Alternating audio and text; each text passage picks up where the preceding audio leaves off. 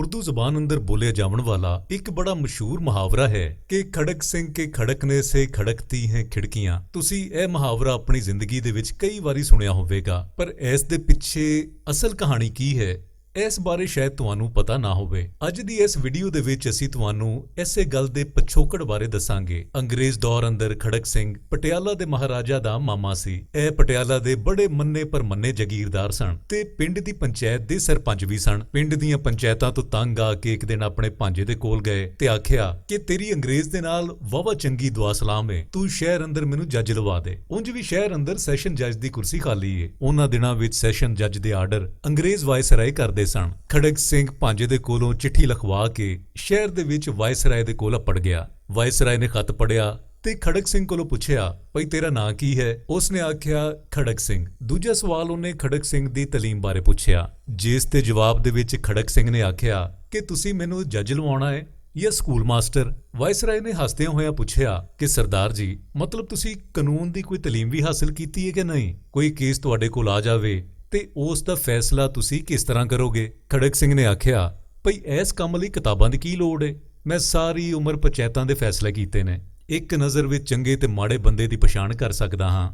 Viceroy ਨੇ ਵੀ ਸੋਚਿਆ ਭਈ ਹੁਣ ਕੌਣ ਖੜਕ ਸਿੰਘ ਦੇ ਨਾਲ ਮਗਜ਼ਮਾਰੀ ਕਰੇ। ਉਸ ਨੇ ਉਹਦੇ ਜੱਜ ਦੇ ਆਰਡਰ ਜਾਰੀ ਕਰ ਦਿੱਤੇ। ਅਗਲੇ ਦਿਨ ਜਦੋਂ ਖੜਕ ਸਿੰਘ ਜਸਟਿਸ ਵਾਲੀ ਕੁਰਸੀ ਤੇ ਬੈਠਿਆ ਤੇ ਪਹਿਲਾ ਹੀ ਕੇਸ ਜਿਹੜਾ ਇੱਕ ਕਤਲ ਦਾ ਸੀ। ਕਟਹਿਰੇ ਅੰਦਰ 4 ਮੁਲਜ਼ਮ ਸਨ ਤੇ ਦੂਜੇ ਬੰਨੇ ਇੱਕ ਜ਼ਨਾਨੀ ਰੋ ਰਹੀ ਸੀ। ਖੜਕ ਸਿੰਘ ਨੇ ਕੁਰਸੀ ਤੇ ਬਹਿਣ ਤੋਂ ਪਹਿਲਾਂ ਗੌਰ ਨਾਲ ਮੁਲਜ਼ਮਾਂ ਨੂੰ ਵੇਖਿਆ ਤੇ ਸਾਰਾ ਮਾਮਲਾ ਸਮਝ ਗਿਆ।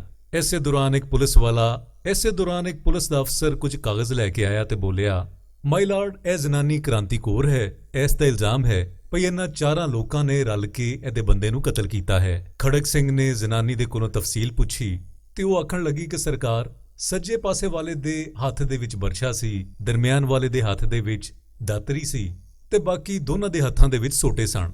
ਇਹ 4 ਕਮਾਦੋਂ ਨਿਕਲੇ ਤੇ ਮੇਰੇ ਬੰਦੇ ਨੂੰ ਮਾਰ ਛੱਡਿਆ। ਖੜਕ ਸਿੰਘ ਨੇ 4 ਵੱਲ ਗੁੱਸੇ ਦੇ ਨਾਲ ਵੇਖਿਆ ਤੇ ਪੁੱਛਿਆ, ਉਹ ਕਿਉਂ ਬਦਮਾਸ਼ੋ, ਤੁਸੀਂ ਬੰਦਾ ਮਾਰ ਸੁੱਟਿਆ? ਸੱਜੇ ਪਾਸੇ ਵਾਲਾ ਬੋਲਿਆ, ਨਹੀਂ ਸਰਕਾਰ, ਮੇਰੇ ਹੱਥ ਦੇ ਵਿੱਚ ਤੇ ਕਈ ਸੀ। ਦੂਜੇ ਨੇ ਆਖਿਆ ਕਿ ਮੈਂ ਵੀ ਖਾਲੀ ਹੱਥ ਸਾਂ, ਅਸੀਂ ਤੇ ਸਿਰਫ ਗੱਲ ਕਰਨ ਗਏ ਸਾਂ, ਸਾਡਾ ਮਕਸਦ ਤੇ ਉਹਨੂੰ ਸਿਰਫ ਸਮਝਾਉਣਾ ਸੀ। ਖੜਕ ਸਿੰਘ ਆਖਿਆ, ਜੋ ਵੀ ਹੈ, ਬੰਦਾ ਤੇ ਮਰ ਗਿਆ ਨਾ। ਫੇਰ ਕਲਮ ਫੜ ਕੇ ਕੁਝ ਲਿਖਣ ਲੱਗ ਪਿਆ। ਇਸੇ ਦੌਰਾਨ ਇੱਕ ਕਾਲੇ ਕੋਟ ਵਾਲਾ ਬੰਦਾ ਖਲੋ ਕੇ ਆਖਣ ਲੱਗਿਆ, ਮਾਈ ਲਾਰਡ, ਇਹ ਕੇਸ ਬੜਾ ਗੁੰਝਲਦਾਰ ਹੈ। ਇਹ ਇੱਕ ਜ਼ਮੀਨ ਦਾ ਫੱਡਾ ਸੀ। ਜਿਸ ਜ਼ਮੀਨ ਤੇ ਕਤਲ ਹੋਇਆ ਉਹ ਵੀ ਮੁਲਜ਼ਮਾਂ ਦੀ ਹੈ। ਸੋਚਣ ਵਾਲੀ ਗੱਲ ਇਹ ਹੈ ਭਈ ਮਰਨ ਵਾਲਾ ਉੱਥੇ ਕੀ ਕਰਨ ਗਿਆ ਸੀ? ਖੜਕ ਸਿੰਘ ਨੇ ਪੁਲਿਸ ਵਾਲੇ ਕੋਲੋਂ ਪੁੱਛਿਆ ਕਿ ਇਹ ਕਾਲੇ ਕੋਟ ਵਾਲਾ ਕੌਣ ਹੈ? ਉਸਨੇ ਆਖਿਆ ਕਿ ਮਾਈ ਲਾਰਡ, ਇਹ 4 ਬੰਦਿਆਂ ਦਾ ਵਕੀਲ ਹੈ। ਫੇਰ ਖੜਕ ਸਿੰਘ ਨੇ ਵਕੀਲ ਨੂੰ ਵੀ ਇਹਨਾਂ 4 ਦੇ ਨਾਲ ਖੜਾ ਕਰ ਦਿੱਤਾ ਤੇ ਇੱਕ ਲਾਈਨ ਦੇ ਵਿੱਚ ਫੈਸਲਾ ਲਿਖ ਦਿੱਤਾ ਤੇ ਉਹ ਫੈਸਲਾ ਸੀ ਭਈ ਇਹਨਾਂ 4 ਕਾਤਲਾਂ ਤੇ ਇਹਨਾਂ ਦੇ ਵਕੀਲ ਨੂੰ ਕੱਲ ਸਵੇਰੇ ਫਾਂਸੀ ਝਾੜ ਦਿੱਤਾ ਜਾਵੇ।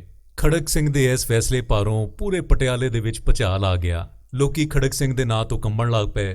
ਹਰ ਬੰਦੇ ਦੀ ਜ਼ਬਾਨ ਤੇ ਸੀ ਭਈ ਖੜਕ ਸਿੰਘ ਮੁਜਰਮਾਂ ਦੇ ਨਾਲ ਉਹਨਾਂ ਦੇ ਵਕੀਲ ਨੂੰ ਵੀ ਫਾਂਸੀ ਝਾੜ ਦਿੰਦਾ ਏ। ਕਹਿੰਦੇ ਨੇ ਕਿ ਉਸ ਦੌਰ ਅੰਦਰ ਇੱਕਦਮ ਪਟਿਆਲੇ ਦੇ ਵਿੱਚ ਕ੍ਰਾਈਮ ਖਤਮ ਹੋ ਗਿਆ, ਬਲਕਿ ਆਲ ਦੁਆਲੇ ਦੀਆਂ ਰਿਆਸਤਾਂ ਤੋਂ ਵੀ ਲੋਕੀ ਆਪਣੇ ਫੈਸਲੇ ਕਰਾਉਣ ਲਈ ਖੜਕ ਸਿੰਘ ਦੇ ਕੋਲ ਆਉਣ ਲੱਗ ਪਏ।